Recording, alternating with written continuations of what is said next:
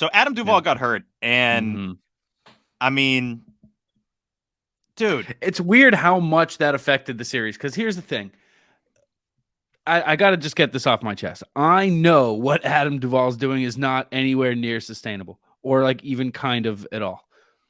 I know that he's going to cool off in a pretty dramatic fashion. But I'm going to be left with this taste of hot Adam Duvall in my mouth for a long time.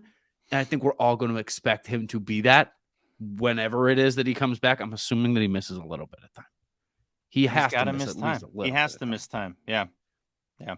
And I think we're all going to have some expectations that are kind of unfair to him, honestly. Expectations that we never would have had if he had just started the season a week late. You know what I mean? Because I don't think anybody other than your dad was really setting any expectations for Duvall. He was big on Duvall. When we did the season preview, he's like, I expect like 30-plus homers from Duvall. And not to say that that's a crazy thing to say, but, you know, Adam Duvall, he had this happen last year, right? He, in July, has a wrist injury, requires surgery, done for the year. And obviously we're knock on wood, that doesn't happen again. And that's not the same situation here. But it just sucks that you're in that position, right? It's the 9th inning. Jansen's in. It's 4-1. That game ended up getting way too close than it should have been. He loads the bases. He gets out of it. But it's the 9th inning. You got your guy in there. The game's over. You're up 4-1 in Detroit. It's over. You got an all-star closer now. It's like, this isn't the 22 Sox. We have a legitimate guy that can close out games. And then you get a ball in no man's land. And it's like, you're watching that. You never watch a bloop and think, oh, I hope someone doesn't get hurt here. But the second he slid and the way he goes to the ball, I'm saying no. Like a split second after that happens, because it looked ugly. It didn't look right. And Duvall's not a normal center fielder, especially for this team. I know we've kind of alluded to it before, but even Kike, gets the stuff quicker. JBJ, obviously, one of the best center fielders defensively in Red Sox history. You go down the list, Jacoby, Coco Crisp, Johnny Damon was fast.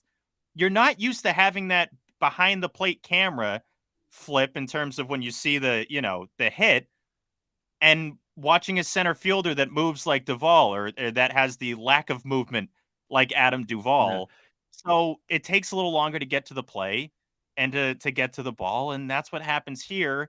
And he rolls his wrist in a game that's over, in a series that's a sweep, and in a series where he had another huge impact on. So for this to happen, had someone tweet me like, I know the Duvall injury sucks, but I really don't want it to mess with the vibes of the podcast tonight. And I'm like, I'm sorry, brother, but it's going to mess with the vibes of the podcast. Bro. Spoiler alert. It's going to absolutely mess with the vibes. It's going to kind of be the main focus of the show, because that sucks. And the thing is, it's like, it's weird to put as much pressure on Duvall's injury as we're all going to, but we're going to, because now he's he's given us the idea that he can be this. So now it's a bigger blow than it would have been. But no, man, I'll say even before he dove for that ball, he was just coming in funky. He was just running to it, kind of clunky. Well, there was no one's ball. That was really no one's ball, because Ref Snyder was running in hard. Kike's going for it. And it's a classic, Bermuda Triangle, where it's like, this is literally nobody's ball, and no one's, I don't think, calling it. And so Duvall's kind of like, I'll get it. And those end up leading to the freak injuries, right? Those end up leading to the twisted wrist and a messed up ankle. And sure enough, it happens to the guy that's playing like, the greatest player of all time in the first week of the season. Like, but it's also like, take it easy, dude. It's like, it's a sweep against the Tigers. You guys are locking down a sweep against the Tigers, and like, he's just, but that's probably a hindsight's 2020 thing, right? He's just got to go for the, he's just, I'm not actually criticizing him. No, I'm just saying, like, I'm not saying like Duvall was in the wrong because he played too hard. I'm just saying, why is he trying to get that ball? Let it drop. Yeah, let it go. Have some sense for the moment. Just turn off your instincts. Yeah. No, it's just like, looking back now, it's like, man, you were still dialing it up to 11 in the 7th, 8th inning of this game that was putting the kibosh on a sweep against the Tigers in early April. Like, you were really still out there going for it like that, huh? But I don't know, man. I was looking for some kind of positive in it, some kind of sign that things were good. But I believe the last word we got was Julian McWilliams saying we're not getting any word, right? Yeah, depending on when you listen to this, you might already know what the deal is with Adam Duvall. We're recording this on Sunday night. Julian McWilliams, a couple other reporters saying that the Red Sox had X-rays done on Duvall's left wrist. They'll pretty definitively have an update on Monday. That would be stunning if we didn't really know what the deal is by then. Bobby Dahlbeck likely going to play in Tampa. At the bare minimum, you'd think Duvall is going to miss a week, 2 weeks. Anytime you speculate on an injury, you look like an idiot when the real timetable comes out because we're basing it off of nothing. I know you're a doctor, Joey, but I'm basing it off of nothing anytime this happens. But you just look at the stats, and I know you alluded to it. And I get what you're saying, it like we were going to hold them to this level. Realistically, we understand that Duvall was going to come back down to earth. We get that. But at the same time, this guy was showing you, hey, 30 homer season really shouldn't be an issue. I have 4 through 8, 9 games. Like he's already got 4 bombs, and I'm on pace for 81. He was on when he hit the 4th. He's on pace for 85 homers, and these aren't cheapies, right? He's crushing these homers at a time in the season when you're not having a lot of long balls. You normally see the biggest homers when it gets warmer out, and this guy's hitting 455, 14 RBIs, a 1544 OPS, and 33 at-bats. Just absurd numbers. And for this to happen to a guy, this is the part that sucks the most, Joey. And I've kind of already alluded to it, but he's not really a center fielder, right? Like Adam Duvall is not really a center fielder. He's even said he doesn't love playing a whole season at center field. He doesn't That's what I want was to going to do say. that. Didn't he directly say, like, I don't really want to do that? Yeah. He was like, I don't really want to play a whole season at center field, and it impacted his time in Atlanta and, affected his stats at the plate. Now, I think a lot of times it's easy to say that if your stats are less than you expect. If you're not slugging, your OPS isn't as high as you think it should be. Either way, it's Duvall is in a position where were we expecting a little too much of him considering what he's already done? Were we thinking, hey, this is what we're going to get for the next 3, 4, 5 weeks, months, throughout the rest of the season? I don't think anyone was there. It's just we needed positivity, right? We needed reasons to be optimistic about this team. And now here's this guy that signs this 1-year deal in late January, $7 million.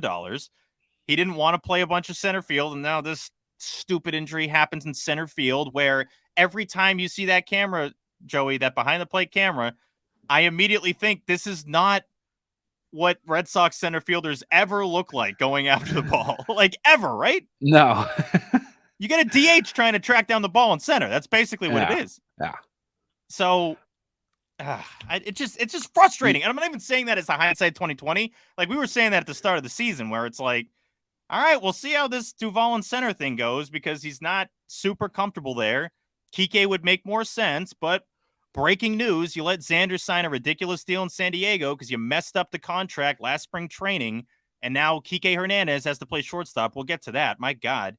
Mm-hmm. And Arroyo, who's not an everyday guy, our boy is your everyday second baseman, and Yu Chang's a backup. Well, I don't even know if he has a hit yet. I think he's like 0 for 20.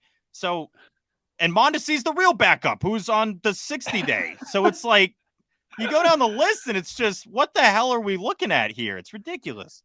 Yeah. I'll say some good news here. You want some good news? I need good news. I'm not happy the more we talk about this Duvall If there was, okay, so there's 4 games against the Rays at the Trop coming up, right?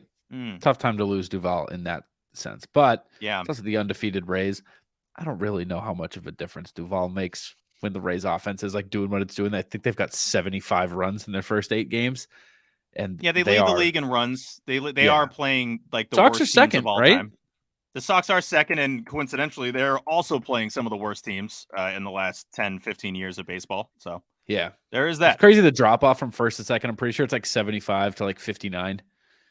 It's a big drop off. Yeah, pretty big drop off. But after the Rays, which again, we'll get to, we'll do a series preview on, but that series kind of is what it is. You know what I mean? Especially after you've been playing nobodies to open the year. You got to kind of. That is what it is. What does that mean? I mean, you're probably going to take a shellacking at least once or twice in this series, Steve. I mean, splitting this series would be kind of sick. If you want to hand the Rays the first 2 losses of the year, I think that'd be a win. Yeah. Oh no. Trust me. I would take a split. I know we're gonna do a whole series preview on it, but That's they what I'm did play the saying. Tigers, Nationals, and A's. Like I think that's the easiest start you could ever have to a season. So Yeah, yeah. I mean, they also have multiple starters who haven't given up a single run, so like they're not they're yeah. not No, they got squeaking these dudes. by. They got plenty of But dudes. Yeah. what I'm getting at is after that Rays series, the Sox play the Angels, Twins, Brewers, O's. So if he is out for 2 weeks, there's worse times to go.